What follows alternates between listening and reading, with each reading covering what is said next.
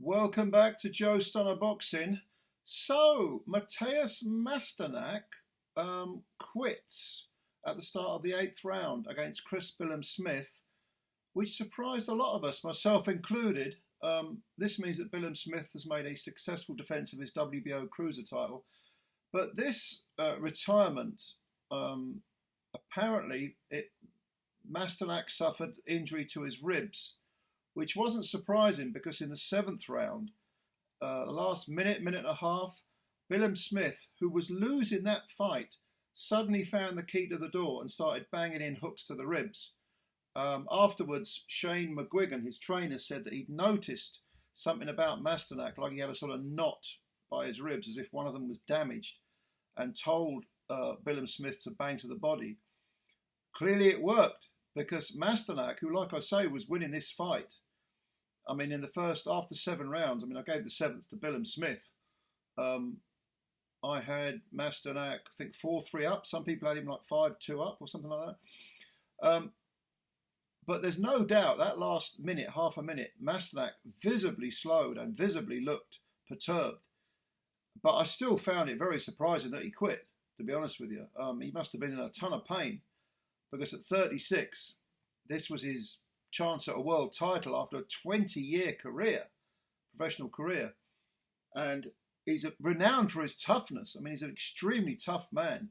Only stopped once before, and I think that was on his feet to Gregory Zrod. Yeah, real surprised by the conclusion of this fight. It was out of the blue. But like I say, no doubt about it, Masternak was winning that fight. And first round, I thought Billam-Smith edged it, but the second round, Masternak, who never does anything, never has done anything out of the ordinary. He's just sort of jab, very good jab, doubles up maybe, 1-2, uses his feet quite well, but very, very conventional in his style. As is Chris Billam-Smith maybe. Maybe Billam-Smith's got a little bit more imagination. But what Masternak does, he does very well. In the second round, he was able to land the jab and a few very decent right crosses on Billam-Smith. And I don't know whether it was the second or third round, but suddenly Chris was having I think he got a cut quite early on above the left eye, which was nothing major, but it was still bleeding. And there was some blood possibly coming out of his mouth or nose, or maybe both. And yeah, Masternak was winning the battle of the jabs, which, when you've got two fighters who are very conventional in their output and their approach, winning the battle of the jabs is important. It's not like either of these guys leads with left hooks, or we're not seeing Roy Jones in there or Nassim Ahmed or anyone unconventional. Winning the battle of the jabs early on is important, and there's no doubt that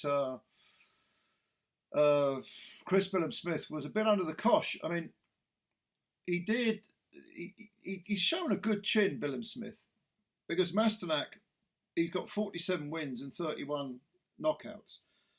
And he was able to, like I say, to catch Billam-Smith clean.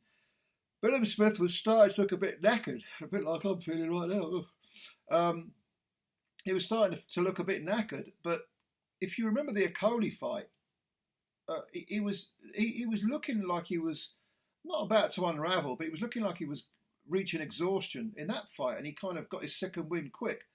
And that seemed to be the case in this fight, because Masternak was being consistently productive, consistently good throughout the first 6 rounds. And he did appear to be like that half step ahead. He was using his feet very, very well, Masternak. And he was able to control the range, more or less. Billam-Smith, he had minor successes, but they were kind of fleeting. The most consistent work was coming from Masternak. And this continued right into the 7th round until Billam-Smith started to go to the body. And I thought, okay, he's found the answer. He needs to keep that going. But never did I think that at the start of the 8th round, Masternak would quit. I never did think that. Like I say, only the second stoppage of his career, stoppage defeat of his career in a 20-year, nearly a 20-year career. I think it was about 17 years of thereabout. I think it's 2006 he turned pro. So, yeah, we're nearly in 2004. I will say 17 and a half years. Only the second defeat, inside the distance defeat, is 6th in total. And he's got to be disappointed to come all that way to Bournemouth. But there was an air of Chris getting out of jail a little bit on this one. Okay, the fight wasn't, there were still 5 rounds to go. Chris has got a good engine, a good chin. If he carried on banging to the body, he may have, even if Masternak wasn't quitted, he could have maybe clawed back the points deficit and, outpointed him. It was still all to play for. Like I say, after 7 rounds, I had Masternak 4-3 up. But I think a lot of people, commentators certainly had it wider. But there were 12 rounds for a reason, 36 minutes of fighting for a reason. And it is certainly feasible that Billam-Smith could have come on strong. But I don't know, they're talking about Riakporhe next for Billam-Smith, which I think he's the mandatory, WBO mandatory. He holds a win over Chris earlier on in their careers when they were both a bit wet behind the ears. I would say, I don't know, Riakporhe's he hasn't had any sort of world-class fights for so long, and I'm kind of tempted to make him the favourite. I don't know, I'll have to think about this one. At least Chris Billam-Smith is becoming battle-hardened, because the Riakporhe fight wasn't, the Akoli fight wasn't easy. And now he's had this, which was a bit of a tussle. He's 33 now.